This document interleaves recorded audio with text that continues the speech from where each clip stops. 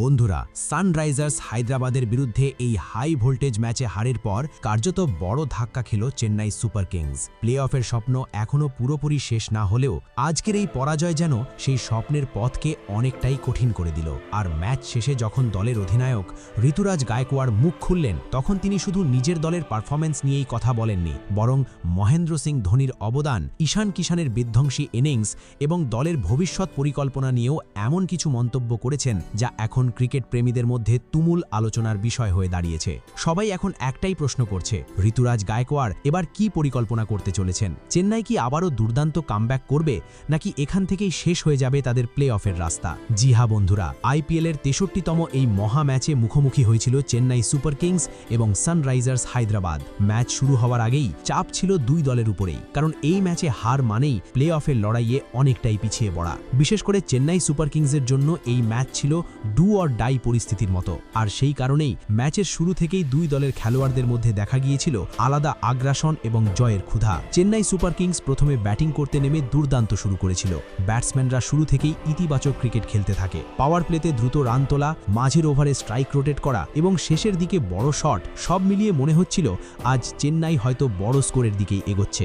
ঋতুরাজ গায়কোয়াড়ও নিজে ম্যাচ শেষে বলেন যে দলের পরিকল্পনা ছিল অন্তত 150 রানের আশেপাশে স্কোর করা, কারণ চিদাম্বরমের এই পিচে সেই স্কোর যথেষ্ট প্রতিযোগিতামূলক হতে পারত। কিন্তু দল যখন 180 রানে পৌঁছে যায়, তখন ড্রেসিং রুমে আত্মবিশ্বাস অনেকটাই বেড়ে গিয়েছিল।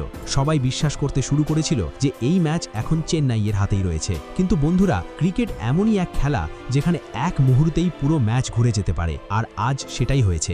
রান তাড়া করতে নেমে শুরুতেই ট্র্যাভিস হেডের বড় উইকেট তুলে নিয়ে ম্যাচে দুর্দান্ত প্রত্যাবর্তন করেছিল চেন্নাইয়ের বোলাররা। সেই সময় মনে হচ্ছিল হায়দ্রাবাদ চাপে পড়ে যাবে, কিন্তু এরপরই ম্যাচের মোড় ঘুরিয়ে দেন অভিষেক শর্মা এবং ঈশান কিষান। দুজন যেভাবে পাল্টা আক্রমণ শুরু করেন, তাতে ধীরে ধীরে ম্যাচ চেন্নাইয়ের হাত থেকে বেরিয়ে যেতে থাকে। বিশেষ করে ঈশান কিষান আজ যেন একেবারে অন্য মেজাজে ব্যাটিং করছিলেন। মাঠের চারদিকে তার শট, বোলারদের উপর চাপ তৈরি করা এবং কঠিন পরিস্থিতিতেও আত্মবিশ্বাস ধরে রেখে খেলা, সবকিছুই ছিল অসাধারণ।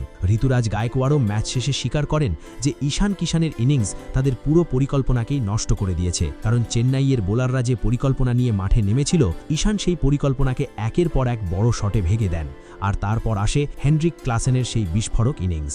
মাত্র 47 রানের সেই ইনিংস হয়তো সংখ্যার দিক থেকে খুব বড় নয়, কিন্তু ম্যাচের পরিস্থিতি অনুযায়ী সেটাই ছিল সবচেয়ে বড় গেম চেঞ্জার। ক্লাসেন যখন ক্রিজে ছিলেন, তখন মনে হচ্ছিল ম্যাচ পুরোপুরি হায়দ্রাবাদের কন্ট্রোলে চলে যাচ্ছে। চেন্নাইয়ের বোলাররা বারবার পরিকল্পনা বদলালেও কোনোভাবেই তাকে আটকাতে পারছিল না, আর সেখান থেকেই ম্যাচ ধীরে ধীরে সানরাইজার্স হায়দ্রাবাদের দিকে ঝুঁকে পড়ে। তবে এই ম্যাচ হারের পর ঋতুরাজ গায়কোয়াড়ের গলায় হতাশা থাকলেও তার কথার মধ্যে একটা অদ্ভুত আত্মবিশ্বাস এবং লড়াই করে ফিরে আসার মানসিকতা স্পষ্টভাবে ধরা পড়ছিল, কারণ তিনি খুব ভালো করেই জানতেন আজকের এই ম্যাচটা শুধু একটা সাধারণ হার নয়, বরং প্লে অফের স্বপ্নকে অনেকটাই কঠিন করে দেওয়া একটা বড় ধাক্কা। ম্যাচ শেষ হওয়ার পর চেন্নাই সুপার কিংসের ড্রেসিং রুমে তখন ছিল নিস্তব্ধতা। খেলোয়াড়দের মুখে হতাশা, সমর্থকদের চোখে চিন্তা, আর পুরো স্টেডিয়ামের পরিবেশ যেন এক মুহূর্তে বদলে গিয়েছিল। কিন্তু এত চাপ এবং হতাশার মাঝেও ঋতুরাজ নিজের ধৈর্য হারাননি, বরং একজন সত্যিকারের নেতার মতো দলের পাশে দাঁড়িয়ে তিনি সবাইকে ইতিবাচক থাকার বার্তা দিয়েছেন।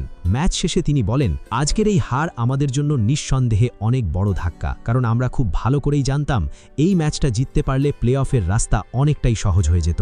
আমরা সবাই এই ম্যাচটার গুরুত্ব বুঝতাম, আর সেই কারণেই শুরু থেকেই জেতার লক্ষ্য নিয়েই মাঠে নেমেছিলাম।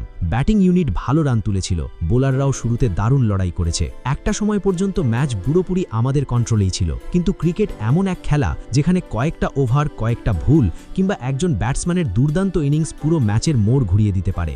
আজ ঠিক সেটাই হয়েছে। ঋতুরাজ আরও বলেন, আমরা এখনও হাল ছেড়ে দিইনি, এখনও আমাদের সুযোগ শেষ হয়নি। সামনে যে ম্যাচগুলো রয়েছে সেখানে আমরা আরও শক্তভাবে ফিরতে চাই, কারণ চেন্নাই সুপার কিংস কখনো সহজে হার মানতে শেখেনি। বন্ধুরা, সবচেয়ে বড় বিষয় হলো এত বড় এবং গুরুত্বপূর্ণ ম্যাচ হারার পরও ঋতুরাজ নিজের দলের কোনো খেলোয়াড়কে দোষ দেননি। তিনি একবারের জন্য কারণ নাম নিয়ে সমালোচনা করেননি, বরং তিনি স্পষ্টভাবে জানিয়ে দেন যে দলের প্রত্যেক খেলোয়াড় নিজেদের সেরাটা দেওয়ার চেষ্টা করেছে। তার মতে ক্রিকেটে জয় পরাজয় থাকবেই, আর এই ধরনের কঠিন পরিস্থিতিতেই একটা দলকে ভবিষ্যতের জন্য আরও শক্তিশালী করে তোলে। তিনি বলেন, আমি মনে করি না আজ শুধু একজনের ভুলে আমরা হেরেছি। ক্রিকেট একটা টিম গেম, এখানে সবাই মিলে জেতে, আবার সবাই মিলে হারেও, তাই এই হারের দায়ও পুরো দলের। তিনি আরও বলেন, আমাদের দলে অনেক তরুণ খেলোয়াড় আছে, আবার অভিজ্ঞ ক্রিকেটারও আছে। এই ধরনের ম্যাচ থেকেই শেখার সুযোগ পাওয়া যায়। আমরা কোথায় ভুল করেছি, কোন জায়গায় আরও ভালো করা উচিত ছিল, সেগুলো নিয়ে অবশ্যই আলোচনা হবে, কিন্তু সবচেয়ে গুরুত্বপূর্ণ বিষয় হলো আমরা যেন আত্মবিশ্বাস না হারাই। ঋতুরাজের এই ইতিবাচক মানসিকতা এবং দলের প্রতি অগাধ বিশ্বাস ইতিমধ্যেই বহু সমর্থকের মন জয় করে নিয়েছে। কারণ অনেক সময় বড় হার দলের ভিত নড়িয়ে দেয়, কিন্তু একজন ভালো অধিনায়ক সেই কঠিন মুহূর্তেও দলের মনোবল ভেঙে পড়তে দেন না। আর আজ ঋতুরাজ ঠিক সেটাই করার চেষ্টা করেছেন। তার কথাতেই বোঝা যাচ্ছিল চেন্নাই সুপার কিংস এখনও নিজেদের প্লে অফের স্বপ্ন থেকে পুরোপুরি সরে আসেনি। এখন দেখার বিষয় চেন্নাই সুপার কিংস এখান থেকে নিজেদের কিভাবে সামলে তোলে। তারা কি আবারও নিজেদের অভিজ্ঞতা, মানসিক দৃঢ়তা এবং লড়াকু ক্রিকেট দিয়ে দুর্দান্ত কামব্যাক করবে, নাকি এই হারই এখন শেষ পর্যন্ত তাদের প্লে অফ স্বপ্নের সবচেয়ে বড় বাধা হয়ে দাঁড়াবে? কারণ সামনে এখন প্রতিটা ম্যাচই তাদের জন্য করো অথবা মরো পরিস্থিতির মতো হতে চলেছে। আপনাদের কি মনে হয় ঋতুরাজ গায়কোয়াড় যা বলেছেন, আপনারা কি তার কথার সঙ্গে একমত? অবশ্যই কমেন্ট করে আপনার মতামত জানাতে ভুলবেন না। ধন্যবাদ সকলকে।